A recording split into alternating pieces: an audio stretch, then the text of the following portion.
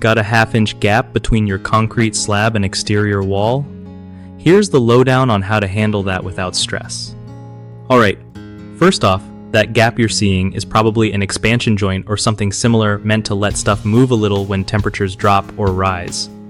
Especially with your freezing winters hitting like minus 10 degrees Celsius or 15 degrees Fahrenheit, you want to keep that flexibility, so sealing it with just any old cement isn't the move. Grab some backer rod, that foam stuff, kind of like a thick noodle, and press that into the gap first. It acts as a filler and gives the sealant a base. Then, use a self-leveling concrete repair product designed for expansion joints. Polymer-based is key because it stays flexible and won't crack when the slab or wall shifts. Brands like Sika get mentioned a lot, but if you find something like Econoflex Pro at Menards, that's solid too from personal experience. If the gap is bigger than the usual backer rod sizes, you can try sand to fill the space before topping it off with that self-leveling caulk. Sand is great for irregular or larger gaps.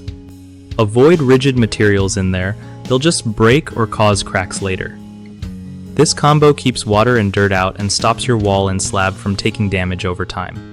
One of the biggest slip-ups is using regular concrete or mortar to fill those gaps.